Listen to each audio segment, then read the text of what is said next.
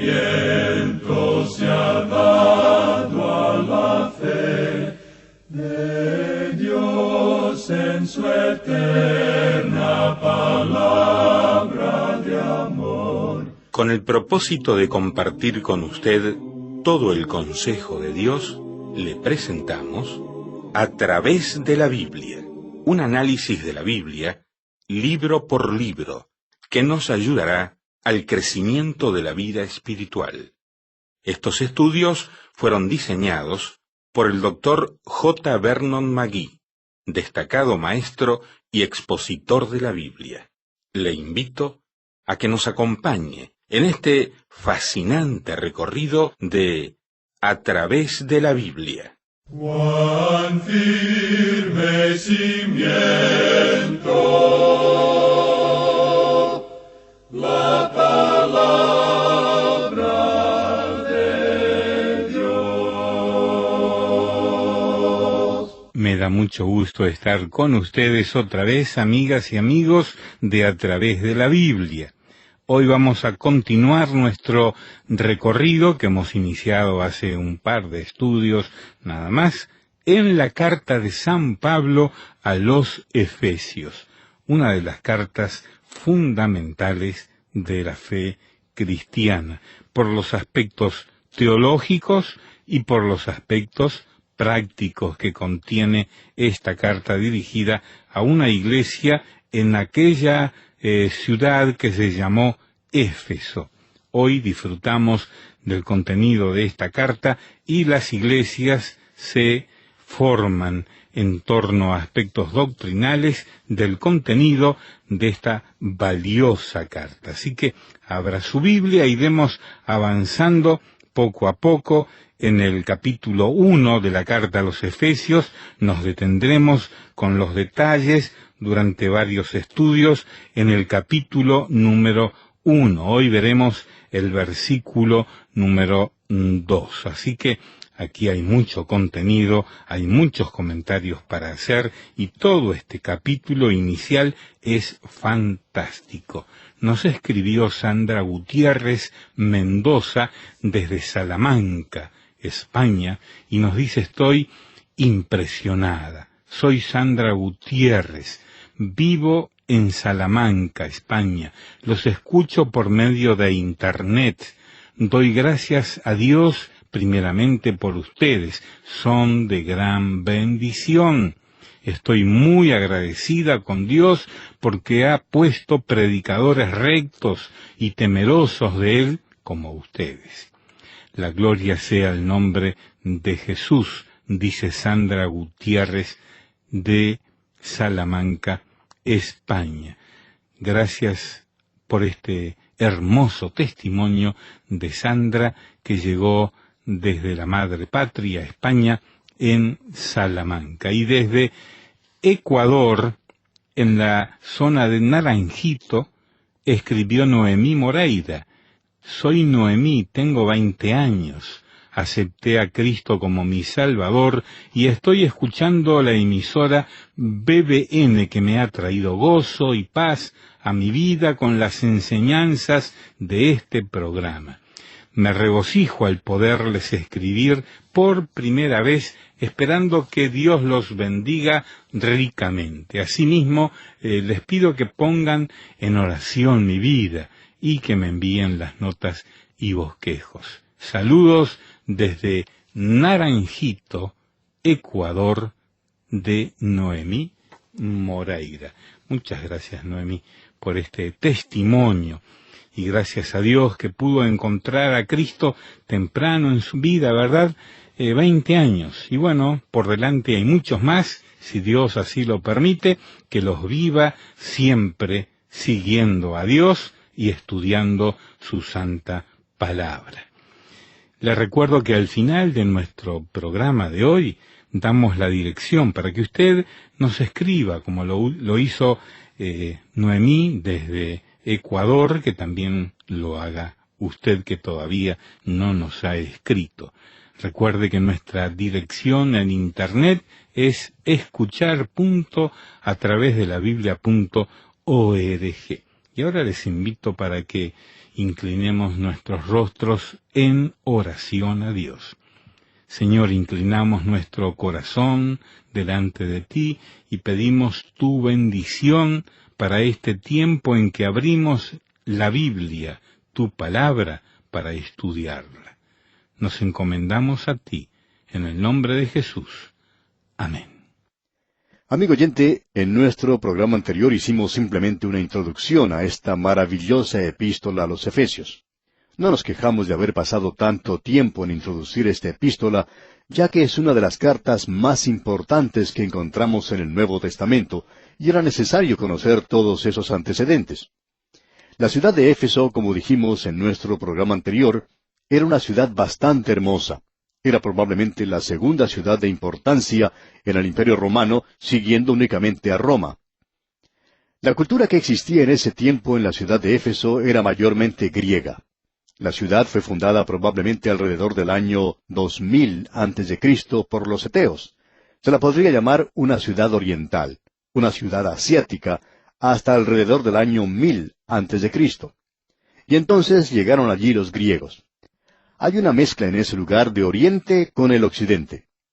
Ahora, en lo que se relaciona a Éfeso, Kipling estaba equivocado cuando dijo, el Oriente es Oriente y el Occidente es Occidente y nunca podrán reunirse. Sin embargo, se reunieron aquí en Éfeso. Durante este largo período, probablemente unos 2500 años, esta ciudad fue una de las más grandes del mundo, un lugar cosmopolita. Estaba ubicada en un puerto que en el presente se ha llenado de sedimentos y ya no es un puerto. En realidad, la ciudad se encuentra ahora a unos 10 kilómetros del océano. Pero cuando Pablo la visitó por primera vez, él pudo navegar hasta la misma ciudad. Allí se podía apreciar como una especie de carretera hecha de mármol, muy amplia, una calle adornada con mármol pario, ya que las galeras del monte Paros habían provisto el mármol necesario. Debemos añadir aquí que Paros es una de las islas Cícladas, al sur de Delos, célebre en otro tiempo por sus mármoles. Pues bien, allí se encontraba el arte y la riqueza de los ciudadanos de Éfeso, y como resultado de esto, ellos habían edificado allí una de las 7 maravillas del mundo antiguo, que era el templo de la diosa Diana. Este ídolo estaba ubicado en uno de los templos más hermosos que se haya construido. Ese era el templo que era reconocido como una de las 7 maravillas del mundo antiguo. Allí se podía observar y apreciar maravillosas obras de arte. Allí se encontraba el cuadro pintado por el pintor griego Apeles de Alejandro Magno arrojando un rayo. Fue el templo más grande que se haya construido, 4 veces más grande que el Partenón y muy similar a él, digamos de paso. Tenía 128 metros de largo por unos 73 de ancho. Afuera había como 100 columnas, pero dentro de este hermoso templo se encontraba el ídolo de Diana, un ídolo, por cierto, muy vulgar.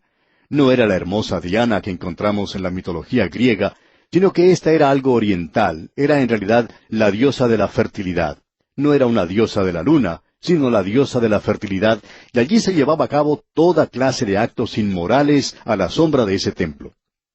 Contra esto se tuvieron que enfrentar Pablo y los que lo acompañaban a él en su viaje misionero. Pero el Evangelio fue predicado con tanto poder y efectividad que como resultado se produjo disturbios en la ciudad. Entre los manifestantes de ese día, los cabecillas de la rebelión contra Pablo, se encontraban aquellos que manufacturaban los pequeños ídolos de Diana, porque la predicación de Pablo estaba causando una declinación en su negocio. Él estaba predicando el Evangelio del Dios vivo, que había vida mediante el Señor Jesucristo. Como resultado de su predicación, hubo muchos creyentes. Creemos que el Evangelio tenía mucha mayor efectividad en esta área que en cualquier otro lugar y época en la historia de este mundo, y allí se formó la iglesia de Éfeso. Opinamos que esta iglesia fue la que alcanzó el nivel más alto de espiritualidad. La epístola a los Efesios nos revela eso. Lo que nos sorprende es que en esa ciudad tan pagana existiera personas que podían comprender esta epístola.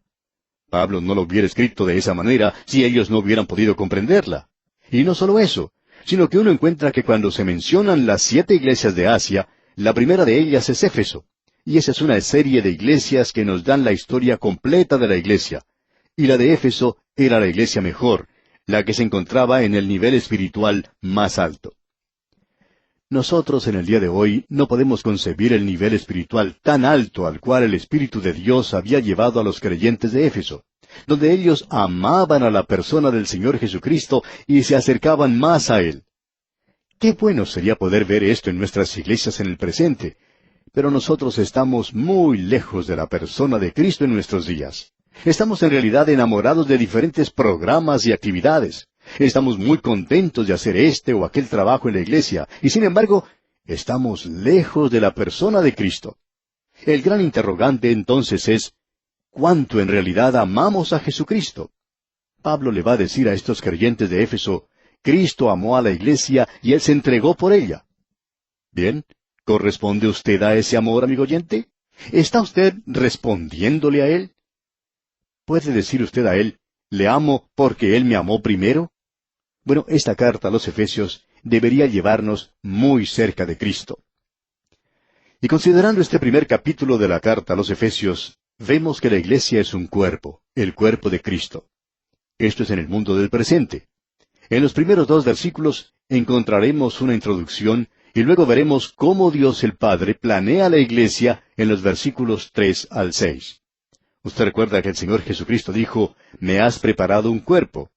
Y Él vino a este mundo, nació en Belén, donde recibió un cuerpo. Él creció en la ciudad de Nazaret, llegó a ser carpintero. El esposo de María, José, le enseñó al Señor Jesús cómo ser carpintero. Luego, por 3 años, Él estuvo en el ministerio público. Finalmente, murió en la cruz y vertió su sangre por usted y por mí. Luego tenemos en los versículos 7 al 12 de este primer capítulo de la Epístola a los Efesios, que Dios el Hijo pagó el precio por la iglesia. Tenemos redención por medio de su sangre. Luego vemos en los versículos 13 y 14 que Dios, el Espíritu Santo, protege a la iglesia. Fuisteis sellados con el Espíritu Santo de la promesa, dice. Luego tenemos la oración pidiendo conocimiento y poder. Y nosotros necesitamos esa oración, amigo oyente, al llegar a estudiar esta epístola a los Efesios en el día de hoy. Oremos, por tanto. Señor, oramos pidiendo que tú hagas esta epístola algo viviente y real a nuestros corazones. Y lo hacemos rogándolo en el nombre de nuestro Señor Jesucristo. Amén. Al llegar ahora a la introducción de esta carta, tenemos ante nosotros el llamado celestial de la iglesia, la vocalización del mismo. Y aquí tenemos que la iglesia es un cuerpo. Leamos los versículos 1 y 2 del capítulo 1 de la epístola a los Efesios. Pablo, apóstol de Jesucristo por la voluntad de Dios, a los santos y fieles en Cristo Jesús que están en Éfeso, gracia y paz a vosotros de Dios nuestro Padre y del Señor Jesucristo. En primer lugar, debemos decir que esta es una introducción muy breve. Es breve por varias razones. Es breve porque esta carta fue dirigida a la iglesia en Éfeso. En algunos de los principales manuscritos, las palabras en Éfeso no son mencionadas, no están allí. Lo que quiere decir simplemente es que, aparentemente, esta es la carta a la cual se refirió Pablo cuando él dijo allá, en su epístola a los Colosenses, que se leyera la epístola a los de la Odisea. Es decir, que esta era una carta que circulaba entre las iglesias. Opinamos que principalmente esta carta era para la iglesia de Éfeso, pero también para las iglesias de aquel día. Ahora, Pablo no está escribiendo aquí a la iglesia local, sino que se está dirigiendo principalmente a la iglesia en general. Es decir, que él escribe al cuerpo invisible de todos los creyentes. Y ya veremos eso. Aquí dice, Pablo, apóstol de Jesucristo. Y quisiéramos cambiar esto un poquito. Pablo, un apóstol de Cristo Jesús. Ahora, ¿por qué decimos eso? Bueno, esperamos que usted no piense que nosotros estamos hilando muy delgado aquí, pero él es un apóstol de Cristo Jesús. A través de toda esta epístola y en muchos otros lugares debería decir Cristo Jesús. Cristo es el título, como bien sabemos, es decir, ¿quién es Él? Tú eres el Cristo, el Hijo del Dios viviente. Jesús era su nombre humano. Pablo podía decir, ya no le conocemos a Él en la carne. Pablo no lo había conocido a Él, al Jesús de los 3 años de ministerio público. Él dice, me encontré con Él en el camino a Damasco. Ese fue el Cristo glorificado. Le conozco a Él como el Cristo glorificado. El apóstol Pablo siempre enfatizó el nombre de Cristo primero, Cristo Jesús. Él dice aquí, yo soy un apóstol. Ahora, ¿qué es un apóstol? Ese es el cargo o ministerio más alto que haya tenido la iglesia. El segundo requisito para ser apóstol era que esta persona tenía que haber visto al Salvador después de su resurrección. Pablo podía cumplir con ese requisito, como bien sabemos. Y luego, el tercer requisito de un apóstol era que ellos realizaban una inspiración especial. Ellos explicaban y escribían la Escritura. Y por cierto que Pablo podía cumplir con ese requisito mucho más que cualquier otra persona. Tenemos luego un cuarto requisito, y era que los apóstoles ejercían autoridad suprema. El Señor Jesucristo les había dicho, pero recibiréis poder. Y la insignia de su autoridad era el poder, digamos de paso, para hacer milagros. Opinamos que los milagros se acabaron o cesaron con los apóstoles porque ese era el distintivo que ellos tenían en aquel día. Juan podía decir antes de finalizar su prolongado ministerio, probablemente al término del primer siglo, él podía decir, si alguno viene a vosotros y no trae esta doctrina, no el hacer milagros, sino el no tener esa doctrina. La doctrina es lo importante en el presente, amigo oyente. Y luego se les dio la comisión universal de fundar iglesias. Esos eran los 6 requisitos que debía cumplir un apóstol, y Pablo, por cierto, que los podía cumplir. Luego dice aquí que él era apóstol de Jesucristo por la voluntad de Dios.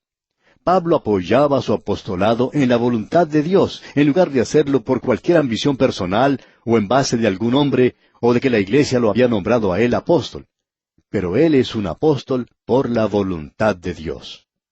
Allá en su epístola a los Gálatas capítulo 1, versículo 15, el apóstol Pablo dice, «Pero cuando agradó a Dios que me apartó desde el vientre de mi madre, y me llamó por su gracia a revelar a su Hijo en mí, para que yo le predicase entre los gentiles». Así es que Pablo puede decir, yo soy esa clase de apóstol, es decir, por la voluntad de Dios. Él le dijo a Timoteo en su primera carta, capítulo 1, versículos 12 y 13, «Doy gracias al que me fortaleció, a Cristo Jesús nuestro Señor, porque me tuvo por fiel, poniéndome en el ministerio, habiendo sido yo antes blasfemo, perseguidor e injuriador, mas fui recibido a misericordia, porque lo hice por ignorancia, en incredulidad». Y Pablo se refería constantemente a la voluntad de Dios como la base de su apostolado. Si usted quiere constatar estas afirmaciones, puede leer allá en la primera epístola a los Corintios, capítulo 1, versículo 1. También en la segunda epístola a los Corintios, capítulo 1, versículo 1. En su epístola a los Colosenses, capítulo 1, versículo 1. En la segunda epístola a Timoteo, capítulo 1, versículo 1. En todos estos pasajes bíblicos, Pablo está diciendo que él es un apóstol por la voluntad de Dios. Ahora él les está escribiendo a los santos y fieles en Éfeso. Esa palabra santos en el idioma original es hagios, y quiere decir separados o apartados para el uso único de Dios. Es decir, aquello que pertenece a Dios, por ejemplo, los utensilios que estaban en el tabernáculo. Y más adelante, cuando estaban en el templo, eran llamados utensilios santos. ¿Por qué? ¿Acaso porque estos eran artefactos especialmente santos, porque eran muy lindos, o acaso porque eran muy hermosos? No, amigo oyente, creemos que estas cosas se veían muy golpeadas y usadas luego de mucho andar por el desierto, pero estaban separadas para el uso exclusivo de Dios. Y amigo oyente, un santo es aquel que ha confiado en Cristo. En realidad, en el presente existe solamente 2 clases de personas, los santos y los que no lo son. Así es que un santo, amigo oyente, es aquella persona que ha confiado en Cristo y que ha sido separada para el uso único de Dios. Podemos decir que hay algunos santos que no están siendo utilizados por Dios, por supuesto, pero eso es por su propia falta. Los santos son para el uso de Dios en el presente y ellos son separados para su servicio. Por tanto, los santos deberían actuar santamente, eso es cierto. Pero ellos no son santos por la forma en que están actuando. Ellos son santos gracias a la posición que tienen en Cristo y pertenecen a Él para ser usados por Él. Luego sigue diciendo el apóstol, están en Éfeso. Y ya nos hemos referido a eso. Esto puede ser en su propia ciudad, donde usted se encuentre, cualquiera que sea el nombre de ella.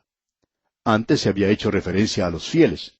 Los fieles y los santos son los mismos, como nos podemos dar cuenta. Son las mismas personas. Un santo debe ser santo, y un creyente debe ser fiel. Pero un creyente es una persona que ha confiado en Cristo y es un santo al mismo tiempo. El término santo creemos que es el aspecto del creyente desde el punto de vista de Dios, mientras que el término creyente es el aspecto del creyente desde el punto de vista del hombre. Ahora, refiriéndonos nuevamente a nuestro texto, dice, en Cristo Jesús. Y esto es probablemente lo más maravilloso de todo. Esta epístola amplificará esto mucho más, y nosotros vamos a pasar algún tiempo hablando sobre esto en más detalle. Pero para mí, esta es la palabra más importante en el Nuevo Testamento. Y me estoy refiriendo a esta pequeña preposición en. Algunos teólogos han salido con algunas cosas fantásticas, tratando de decirnos lo que significa el ser salvo. ¿Cómo define usted nuestra salvación? Pues bien, ellos nos han salido con palabras como redención, expiación, justificación, reconciliación, propiciación, vicario y el sacrificio sustitutivo de Cristo.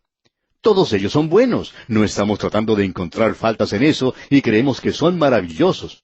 Pero cada uno simplemente nos da un aspecto de nuestra salvación. Pero, ¿qué es lo que realmente significa ser salvo? El ser salvo quiere decir estar en Cristo. Nosotros estamos unidos irrevocable y orgánicamente a Cristo por el bautismo del Espíritu Santo. Hemos sido puestos en el cuerpo de los creyentes. Allá en su primera epístola a los Corintios, capítulo 6, versículo 17, el apóstol Pablo dice, pero el que se une al Señor, un espíritu es con Él. Nosotros le pertenecemos a Él y no hay nada más maravilloso que eso. Ahora pues, ninguna condenación hay para los que están en Cristo Jesús. ¿Puede usted, amigo oyente, mejorar eso? Esa es la gran realización de la salvación. Esta expresión de yo en vosotros y vosotros en mí ocurre muchas veces en el Nuevo Testamento. El Señor Jesucristo lo usó mucho. Él dijo allá en Juan capítulo 15, versículo 4, permaneced en mí y yo en vosotros. ¡Qué hermoso es esto! Nosotros estamos en Cristo. El Señor Jesucristo dijo, vosotros en mí y yo en vosotros. Yo no puedo explicar eso, es muy profundo. Podemos decir que el ave está en el aire y que el aire está en el ave. El pez está en el agua y el agua está en el pez. Y el creyente está en Cristo y Cristo está en el creyente. Estamos unidos a Él. La cabeza está en el cuerpo y el cuerpo está en la cabeza. Mi cuerpo no se puede mover sin que lo dirija la cabeza. Ahora la iglesia, que es el cuerpo, está en Cristo, la cabeza. Y todas las verdades de esta epístola a los Efesios giran alrededor de esa gran verdad. El apóstol Pablo comenzó esta carta con su salutación. Es bastante breve, y la razón de esto creemos que es muy obvia. Él no podía incluir aquí a todos los creyentes. Él conocía a muchos de ellos allí. Y más aún, si esto iba a circular entre otras iglesias, él no podía mencionar solamente a aquellos que estaban en Éfeso. Así es que eso hace de esta introducción algo bastante breve. En nuestro próximo programa, Dios mediante, vamos a ver eso. Leamos ahora el versículo 2. Gracia y paz a vosotros, de Dios nuestro Padre y del Señor Jesucristo. Y en el día de hoy, amigo oyente, vamos a finalizar este programa diciendo esas mismas palabras. Gracia y paz a vosotros, de Dios nuestro Padre y del Señor Jesucristo. Y aquí nos detenemos por el día de hoy, pero confiamos que usted volverá a sintonizar nuestro próximo programa en la continuación de este interesante estudio de la carta del apóstol Pablo a los Efesios. Es nuestra oración que el Señor le bendiga en manera especial. Lamentablemente el tiempo se nos ha terminado. ¿Qué le ha parecido el programa? Nos gustaría saber cómo le ayudó. En pocos segundos más le daré la dirección para que nos escriba. Usted puede escuchar, a través de la Biblia, de lunes a viernes, en esta emisora y en este mismo horario. Será un grato placer poder enviarle las notas y bosquejos de este programa. Estos libritos, sin costo para usted, le ayudarán a seguir paso por paso los estudios en cada libro de la Biblia. Su apoyo a este programa es muy importante para que podamos continuar día tras día con estos estudios bíblicos por radio. Pedimos su apoyo en oración y con sus ofrendas y donaciones para que podamos continuar en esta emisora. Si necesita más información o sencillamente para que nos cuente acerca de los beneficios que recibe de este programa, escriba a la siguiente dirección: A través de la Biblia, apartado 2805, Miami, Florida, 33265, 2805, Estados Unidos. Repito, programa A través de la Biblia, apartado 2805, Miami, Florida, 33265, 2805, Estados Unidos. Por correo electrónico, escriba a atv@transmundial.org. Telefónicamente puede llamarnos ahora mismo gratuitamente al siguiente número: 1-800-880-5339. 1-800-880-5339. Amigo y amiga, nos tenemos que despedir ya mismo. Pido a Dios que le bendiga. Este programa es producido bajo los auspicios de Radio Transmundial. Todo lo pagó Cristo, quien por mí libremente derramó su sangre carmesí.